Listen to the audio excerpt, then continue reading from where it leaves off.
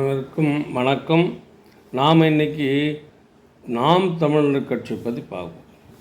நாம் தமிழர் கட்சி இன்றைக்கி அதனுடைய வளர்ச்சியை நாம் குறைச்சி மதிப்பிட முடியும். கிட்டத்தட்ட தனித்தே களம் காணுகிறார்கள். கொஞ்சம் கூட பயமோ அதில் இதுவோ கிடையாது. நம்மளால் இது சாதிக்க முடியுமா அப்படின்னால 2% 10% வந்துச்சு. அது மட்டும் இல்லாமல் எந்த ஒரு தேர்தல்லையும் எந்த பூத்துலேயும் அவங்க ஆள் போடல, யாருக்கும் காசு கொடுக்கல, யார் வீட்லேயும் போய் ஓட்டு போடுங்கன்னு சொல்லலை. அவங்க கருத்துக்களை வெளிப்படையாக பேசுகிறார். எங்கேயாவது ஒரு இடத்துல மீட்டிங் போட்டு பேசுகிறார். முதல்ல வேட்பாளர்களை அறிவிக்கத்தான் அவர் தான்.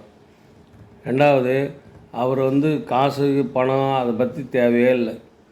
காசே கிடையாது.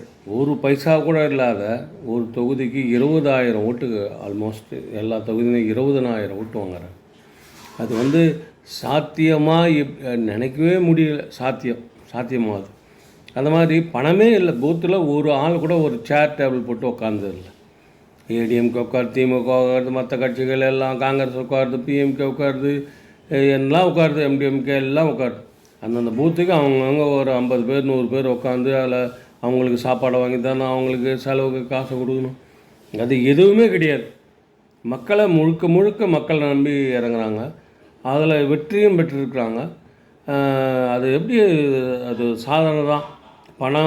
பணம்னு இருக்கிற அந்த நாட்டில், நம்ம தமிழ்நாட்டில் பணமே இல்லாமல் ஒரு தொகுதிக்கு 20,000 ஓட்டு வாங்கினாங்க.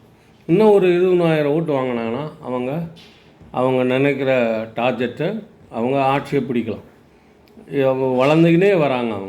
அவங்களோட 10%, இதுக்கு முன்னாடி 8% இருந்தது, அதுக்கு முன்னாடி 7% இருந்தது, அதுக்கு முன்னாடி 6% இருந்தது, இப்போ 10% இருக்குது. வளர்ந்துக்கினே தான் வராங்க.